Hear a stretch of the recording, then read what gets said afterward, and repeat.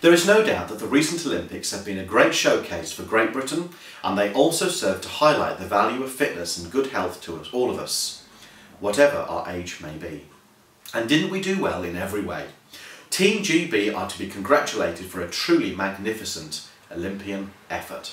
It received worldwide coverage, of course, and some very interesting stories emerged as a result of that, including the comments by a previous Olympic heroine, now a Team GB mentor, the one and only Dame Kelly Holmes, who categorically stated that she had no patience with snore merchants.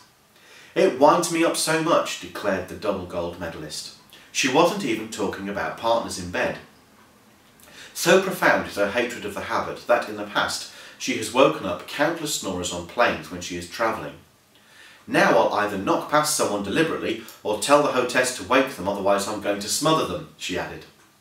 Another wonderful story or two emerged during the Olympics from one of my favourite columnists in the British National Press, Leo McKinstry, a regular writer for many of our better quality publications, who confessed to the following. "To give you an indication of how loud my snoring is, I was chatting to a neighbour the other day and he mentioned to my embarrassment that he could actually hear me from his garden early in the morning, even though I sleep on the 3rd floor of our house." In his defence, he said that he came from a family of heavy snorers and that some of his male relatives could have competed for Team GB if snoring were an Olympic sport.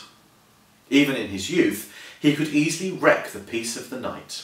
On one occasion, he went to a student party at a friend's house in Brighton, and once the drink had run out, a large group of them bedded down in sleeping bags on the floor of an upper room.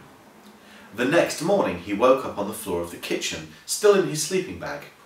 When he asked his friend how on earth he had got there, he told him that the other partygoers were so fed up with his snoring that they had lifted him up and put him downstairs, and he had slept through the whole thing.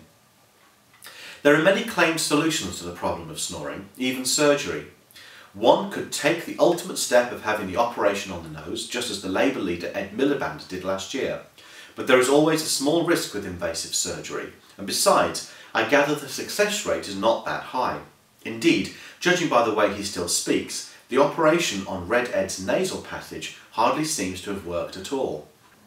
So the Olympics may be over, but the problem of snoring goes on. Take expert advice if you are a sufferer and consult your doctor or dentist. The NHS has simple approved methods to help that can remove the problem for many with little effort and minimal expense, and the relief is instant. A simple mouthpiece that is easy to wear at night and helps to keep the airways open. You'll breathe better, minimise your snoring or even eradicate it totally, sleep well, and your bedfellow too will breathe a sigh of relief. You will have achieved a real gold medal result.